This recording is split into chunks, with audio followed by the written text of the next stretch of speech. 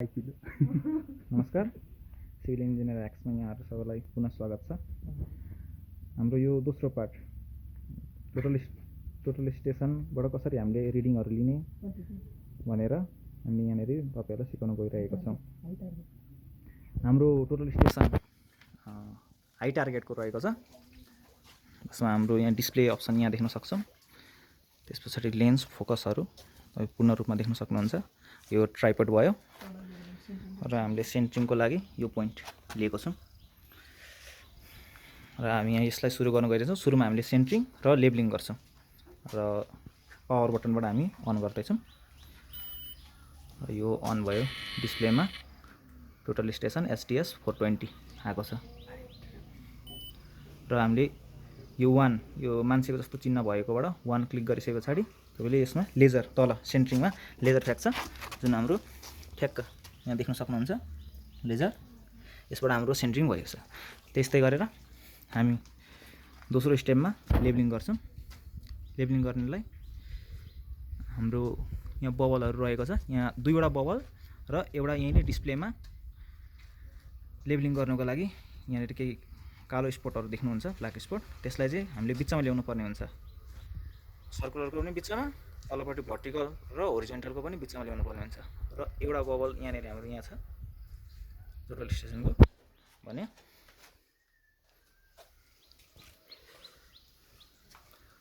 अर्को हाम्रो यसमा यहाँ रहेको छ। यो सबै गरिसके पछाडि सबै सेन्टरमा आइसके पछाडि बल्ल लेबलिङ भएको मानिन्छ। यो बबल थोरै सेन्टरभन्दा अलिकति बायाँ रहेको छ। त्यसलाई थोरै गरेर हामीले यो फुट स्क्रुहरूले चलाएर हामीले सेन्टरमा ल्याएको छौँ। हेर्नुहोस्, हेर्न सक्नुहुन्छ। यो गरेर सबै लेबलिङ भइसके पछाडि अब हामी यो स्पटबाट रिडिङ लिनुको लागि हामी रेडी छौँ। र यहाँनिर मेन मेनुमा हामी क्यु सर्वे, प्रोग्राम र म्यानेज तिनवटा रहेको छ। हामी सुरुमा म्यानेजमा इन्टर गर्छौँ र F1 थिचेर जब छ। जब हामीले एउटा के जब गर्ने त, नयाँ के गर्ने भनेर छ। हामीले डिलिट न्यू सबै छ। न्यू F2 मा गरेर हामी नयाँ जबमा जाँदैछौँ। जबको नाम लेख्न जाँदैछौँ। कुनै जब अहिलेको लागि हामीले 7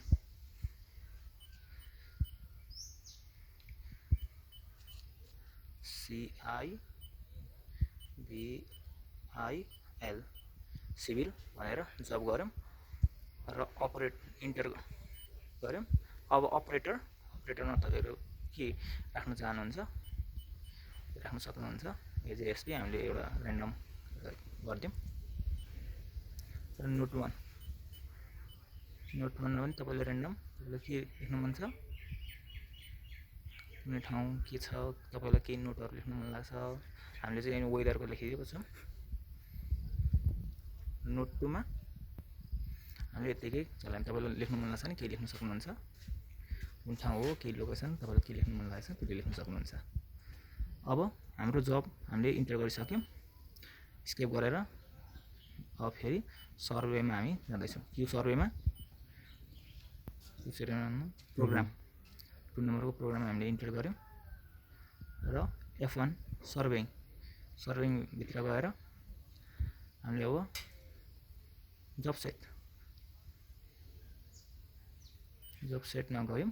हाम्रो जब भएको छ, अघि हामीले क्रिएट गरेको जब सेट भयो। यसरी हामीले जब सेट गऱ्यौँ। अब जब सेट गरिसके पछाडि हामीले स्टेसन सेट गर्नुपर्ने हुन्छ। ल इनपुट स्टेसन भनेको छ। स्टेसन के नाम राख्ने, तपाईँलाई के राख्नु मन छ, फर्स्ट पोइन्ट राख्नु मन छ कि स्टेसन तपाईँको के कुनै ठाउँको नाम राख्नु मन लाग्छ कि त्यो लेख्न सक्नुहुन्छ तपाईँले। हामीले यहाँ स्टेसनमा ST गरेर हामीले इनपुट स्टेसन गरेको छौँ। ST1 गऱ्यौँ, इन्टर गऱ्यौँ। र जतिवटा स्टेसन हुन्छ त्यही अनुसारले गर्दै जान्छ। र कोअर्डिनेट हामीले यो स्टेसनको कोअर्डिनेट कति राख्ने त, अहिले हामीले भर्चुअली 1000 राख्छौँ। X पनि 1000, Y पनि 1000, Z पनि 1000। तपाईँले GPS हेरेर GPS अनुसारले राख्नु पनि सक्नुहुन्छ अथवा भर्चुअली पनि गर्न सक्नुहुन्छ। हामी भर्चुअल डाटाको लागि 1000 गरेर गरेका छौँ XYZ। अब इन्स्ट्रुमेन्टको हाइट नाप्नु पर्ने हुन्छ। इन्स्ट्रुमेन्टको हाइट नाप्दाखेरि चाहिँ हामीले जमिन लेभलबाट हाम्रो टोटल स्टेसनको यो पोइन्टसम्म यो सेन्टर पोइन्टसम्म लिनुपर्ने हुन्छ। जस्तै यहाँनेरि तपाईले देख्न सक्नुहुन्छ 1.485 आएको छ। हामी यहाँनेरि इनपुट गर्छौँ इन्स्ट्रुमेन्टको हाइट एचआई 1.485 हामीले इन्ट्री गऱ्यौँ। राइटको थोरै समस्या रहेको छ र स्टेसन पनि सेट भयो। र अब सेट बिएस भनेको छ ब्याक साइड हामीले इन्टर गऱ्यौँ र एङ्गल सेटिङ र कोअर्डिनेट भनेको छ एङ्गल सेटिङ अन गऱ्यौँ र एजिम्युथ भनेर यहाँनिर दिएको छ र किन यस्तो भयो र बिएस यहाँनिर सेट एजिम्युथ राखेको छ। एजिम्युथ पछाडि यो प्रिजम हाइट कति रहेको छ त त्यो प्रिजममा हामी देख्न सक्छौँ रिफ्लेक्टरमा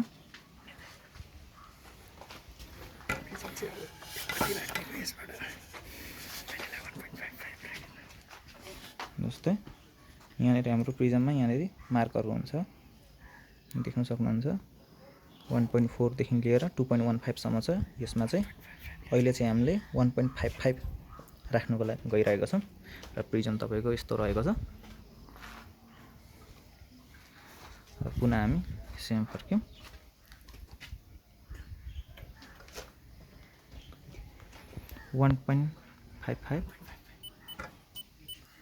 हाम्रो 1.55 सेट गर्यो। त्यस पछाडि बिएस पोइन्ट नेमिङ इन्टर गऱ्यौँ अनि त्यसपछि पोइन्ट गरेर रेकर्ड गर्नुपर्छ। यता पोइन्ट गर्ने यो साइडमा त्यस पछाडि स्टाफमा यता गर्ने हामीले हाम्रो नर्थ डिरेक्सनमा हामी प्रिजम राखेर हाम्रो अहिलेको लागि नर्थ डिरेक्सनमा साइड गर्छौँ। नर्थ डिरेक्सनमा साइड गरेर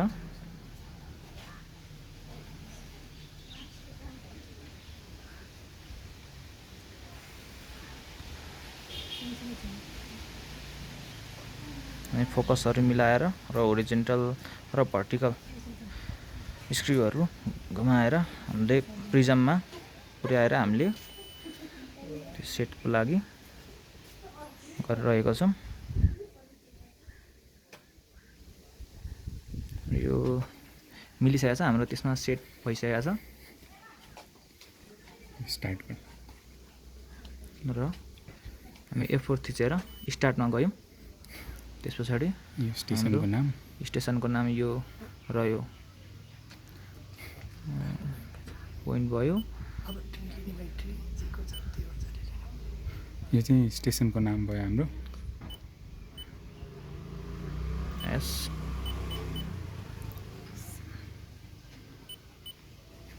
हाम्रो ST1 लेखेको थियौँ अघि अगाडि र यो स्टेसनको नाम ST1 रहन गयो 1.55। यो चाहिँ हाम्रो प्रिजम हाइट 1.55 छ। अनि कोड यसमा अब नाम के हो हामीले कहाँ फोकस गरिरहेको छौँ त्यसको नाम लेख्नु पर्यो।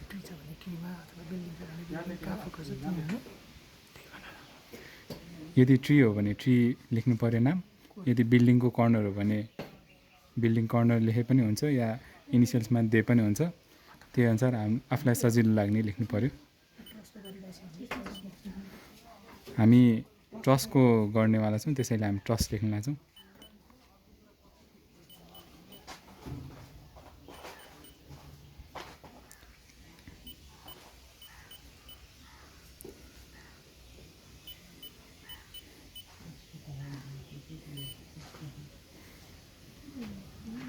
र हामीले यो सेट गरिसकेका छौँ। यो ठाउँको सबै हामीले डाटा अनुसारले ब्याक साइडहरू सबै रिडिङहरू लिएर बुलसाई हेर्नु मिल्छ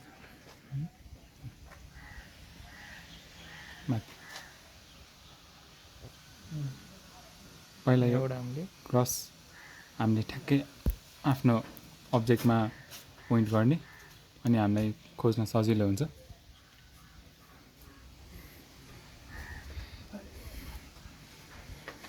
त्यसपछि हामी रेन्जिङ गरिसके पछाडि त्यसलाई थोरै दायाँ बायाँ चलाएर लेन्सलाई प्रिजमतर्फ फर्काउँछौँ। प्रिजम हाम्रो सेट भइसके पछाडि मेजर मेजर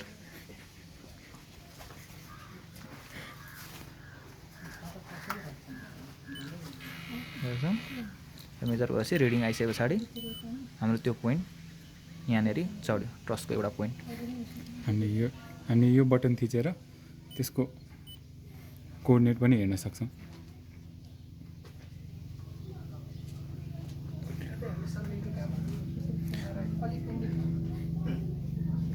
यसो गरेर हामीले यो एउटा पोइन्ट भयो। यसै गरेर हामीले सबै पोइन्ट लिन सक्छौँ। तपाईँले ट्रस लेखेको ठाउँमा अन्य कुनै कोडहरू दिन सक्नुहुन्छ। जस्तै बाटो भयो भने रोड कर्नर 1, रोड कर्नर 2, अथवा अर्को बाटो हो भने रोड कर्नर 2। त्यस्तै राइट साइड लेफ्ट साइड भन्नु भने LR RR गरेर गर्न सक्नुहुन्छ। रोड सर्वेको कन्डिसनमा टोपोग्राफीहरूमा प्रायः ग्राउन्ड पोइन्ट हुन्छ, GR गरेर गर्न सक्नुहुन्छ।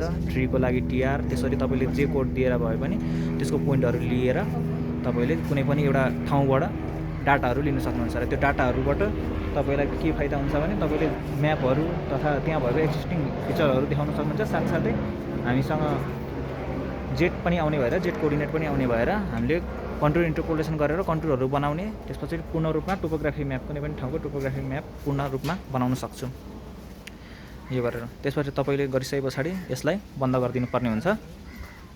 र बन्द गर्नको लागि फेरि पुनः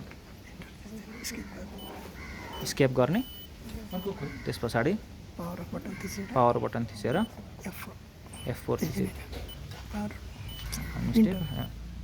पावर बटन थिचेर इन्टर थिचे पछाडि तपाईँको अफ हुन्छ। र यसलाई हामीले तलबाट यो क्ल्याम्प गरेको हुन्छ, क्ल्याम्प निकालेर हामीले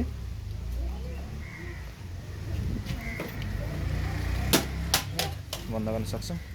त यो भिडियोमा टोपोग्राफी म्याप गर्नको लागि कसरी गर्न सकिन्छ, सर्वे कसरी गर्न सकिन्छ त्यसको बारेमा जानकारी दियौँ। अर्को भिडियोमा हामी तपाईँलाई यो डाटाहरू लिइसके पछाडि टोपोग्राफी म्याप कसरी बनाउने, कन्टुर इन्टरपोलेसन कसरी गर्ने कम्प्युटर थ्रु हामीले कम्प्युटर स्क्रिन थ्रु तपाईँलाई जानकारी दिन्छौँ। हस् त, अहिलेको लागि धन्यवाद। भेटौँला पार्ट 3 मा।